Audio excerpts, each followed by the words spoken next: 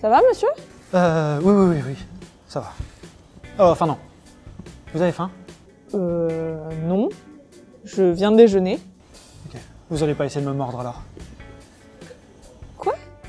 Vous mordre? Non mais... Attendez, je vous reconnais, vous. Vous êtes le cow-boy de la dernière fois. Je sors d'un train à peine et figurez-vous que tout le monde a essayé de me sauter dessus. J'en avais même vu un se faire mordre. On se serait cru dans un film de zombies, vous imaginez? Non, les films de zombies, c'est pas trop mon truc. Haha! Parce que là, c'est parfait ça. J'ai un truc à vous raconter. Action!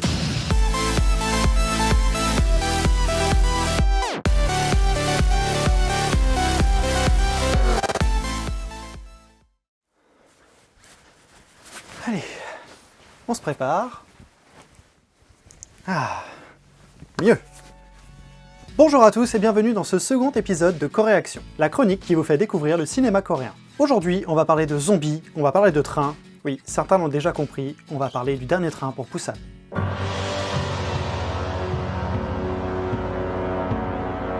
Et ça se prononce bien Busan, et pas Busan ou Busan. Ce long métrage, réalisé par Yong Sang-ho, est sorti durant l'été 2016 après un passage remarqué au Festival de Cannes. Diffusé en séance de minuit, le film a eu le droit à une standing ovation. Le dernier train pour Busan est un film d'apocalypse zombie, inspiré à la fois des films de George Romero, dont le réalisateur est fan, mais également de l'esthétique de Zack Snyder qui l'a inspiré. Au casting, on retrouve Gong-yoo, qui joue Seok-woo, un trader voyageant avec sa fille Soo-wan, incarnée par Kim Soo-wan. Au moins, c'est pratique. Et Ma Dong-sok, qui joue le rôle de Sang-hwa, un futur papa prenant soin de sa femme enceinte, Song-kyung, incarnée par Jeon Yo-mi. Le dernier train pour Busan est la suite du film d'animation Seoul Station sorti un mois après. Oui, le dernier train pour Busan est sorti un mois avant en Corée, et il se déroule un jour après les événements qui ont lieu dans Seoul Station. Seoul Station est donc un préquel. Mais le dernier train pour Busan est une suite. Sorti avant. Pour faire cette chronique, j'ai vu le film et... on en reparle à la fin. Pour l'instant, penchons-nous sur le film Busan Hang. Le film débute à la barrière de péage de Jinyang, où le camion d'un éleveur est arrêté pour se faire désinfecter. Le chauffeur en profite pour demander ce qu'il se passe.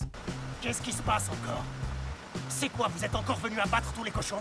Ok, cette fois on va laisser tomber avec la VF. 아 뭐야? 또 돼지들 싹 잡아다 파묻는겨? C'est mieux. On apprend que ce n'est pas un problème lié à la fièvre afteuse, mais une simple fuite. Pas forcément rassurant. L'éleveur reprend alors la route lorsque son téléphone sonne. Et non, ne cherche pas à répondre. Regarde la route. Regarde là. Ce spot vous est offert par la sécurité routière. Tous responsables.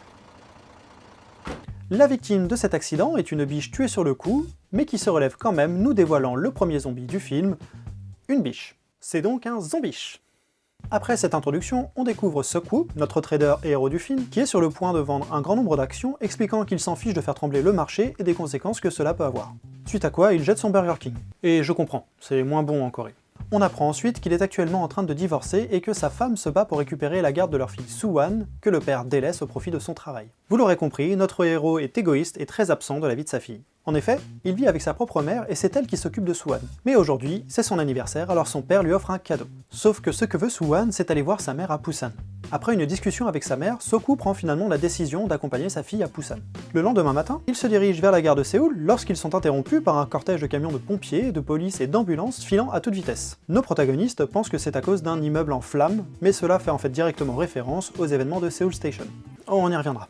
Une fois arrivés à la gare, ils embarquent dans un train qui ressemble vachement à un TGV.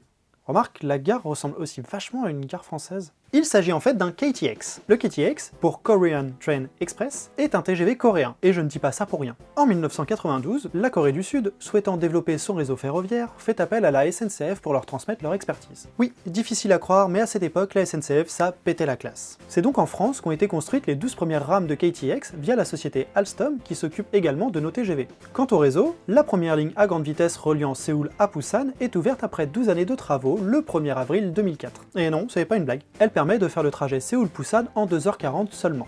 Voilà pourquoi on a l'impression de voir un TGV dans ce film alors qu'il s'agit de son petit frère coréen, le KTX. Retournons au film. Seok-woo et Soo-wan sont bien installés, on peut présenter les autres passagers. Une équipe de baseball embarque dans le train accompagnée de leur coach, un peu autoritaire, qui demande le silence alors que personne ne parle. Et c'est pas une erreur de traduction, hein, j'ai vérifié. L'équipe sera représentée par ce couple de jeunes amoureux. monte également 2 sœurs, ainsi qu'un couple de futurs parents. Je l'ai déjà vu dans un train, lui.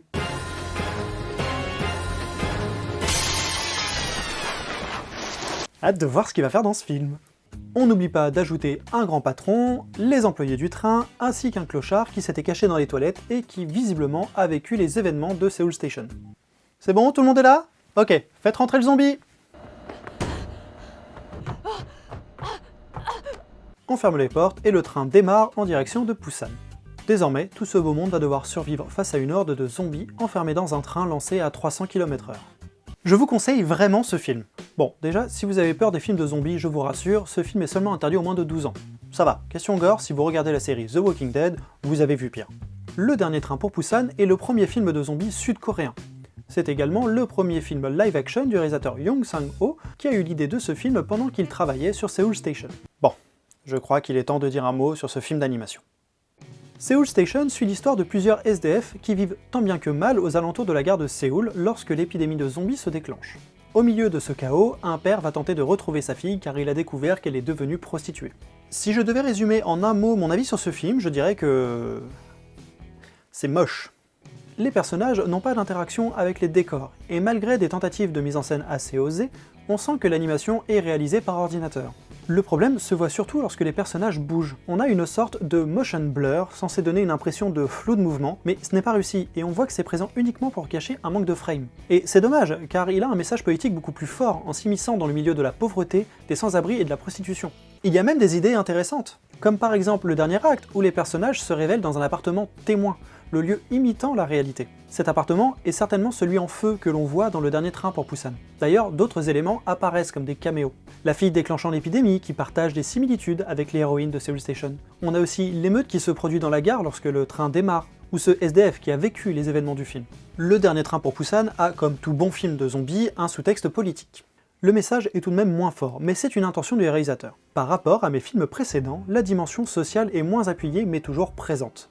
Pendant la production de ce Seoul Station, je me suis dit qu'en traitant le sujet de manière plus commerciale, tout en y apportant une touche personnelle, je pourrais peut-être en faire une version en prise de vue réelle. Le film dénonce le comportement de l'humanité, notre agressivité, notre égoïsme. Les zombies représentent les naufragés de cette société individualiste et du capitalisme sauvage qui règne en Corée du Sud. Les personnages, associés par paires, représentent les catégories qui composent cette société. La jeunesse qui doit se faire sa place avec ce couple, la vieillesse dépassée par ce monde avec ses deux sœurs, le père protecteur avec ce couple de futurs parents, le père travailleur avec Sok-woo et Soo-won, le méchant patron capitaliste et sa relation avec les employés du train, et ce SDF avec... sa solitude. Chacun de ces couples va montrer une différente facette de l'humanité et le choix qu'ils vont devoir faire face au danger. Pour moi, tout est résumé dans ce plan. Ici, le personnage qui doit faire un choix est placé entre les vestes noires et les chemises blanches, entre faire quelque chose de bien ou quelque chose de mal, entre avancer ou reculer. Et on voit qu'il enlève sa cravate qui est noire et il ne va garder que cette chemise blanche. Il va avancer, il va faire des choses bien. Cette critique est montrée du point de vue de Soo-won, une enfant. Nous, les spectateurs, sommes des enfants qui assistons à ce drame. Cette idée est appuyée par la mise en scène, avec une caméra qui se place souvent à la hauteur d'un enfant et avec beaucoup de contre-plongées. Les plans sont vraiment très travaillés, inventifs, puissants, et directement inspirés de ce qu'on pourrait trouver dans un film d'animation ou un comics. Comme je l'ai dit un peu plus tôt, le film ne tente pas ici d'avoir des effets gore, le but n'est pas de nous dégoûter. Au contraire, tout est fait pour qu'on reste les yeux rivés sur le film. Pour faire monter l'angoisse, on a affaire à des zombies qui courent et qui forment des masses dans un espace exigu. Quand on voit ce genre d'image, on pense immédiatement à World War Z. Mais c'est mieux géré ici. Le réalisateur a privilégié les effets pratiques aux effets CGI dans son film. L'histoire, qui ne se situe pas uniquement dans le train, alterne entre des scènes d'action et des scènes de développement de personnages, mais sans que la tension ne redescende, faisant de ce film un cauchemar qui ne s'arrête jamais. Le fait que le train soit similaire à un TGV nous immerge encore plus en tant que spectateur français. On a vraiment peur pour les personnages. Ces derniers sont bien développés et attachants. Tout comme Soo-won, les personnages se cachent au début du film avant de révéler leur véritable nature. Par exemple, le personnage principal n'est pas actif au début du film. Les choses se passent sans qu'il y prenne part. Il est absent dans ce film comme il est absent de la vie de sa fille. Il va être forcé à évoluer comme chacun des personnages au fur et à mesure que les zombies progressent dans le train. Évidemment, le film a des défauts, comme le personnage principal qui devine que les zombies attaquent à vue et qu'ils ne savent pas ouvrir les portes. Comment il le sait ? Mais ce sont vraiment des détails face au reste du film qui est bourré de qualité. Une suite a été annoncée durant l'été 2018 avec un tournage prévu pour le début de l'année 2019. Sans nouvelles pour le moment, à suivre. Le Dernier Train pour Busan a marqué l'histoire du cinéma coréen et continue d'influencer le genre. On peut citer la nouvelle série Kingdom ou le film Rampant où l'on voit directement cette influence. Le réalisateur nous l'avait dit dès le début. Je vais prendre tout ce qu'ont fait les Américains, jeter tout ça et créer quelque chose de nouveau. C'est donc une réelle volonté... Je vous interromps, mais je dois partir, hein. C'est mon dernier train et je peux pas le rater. Ah, coupé. Et vous allez où? À Poussin! Bon voyage alors. Bon, nous on reprend. Non, attends, attendez.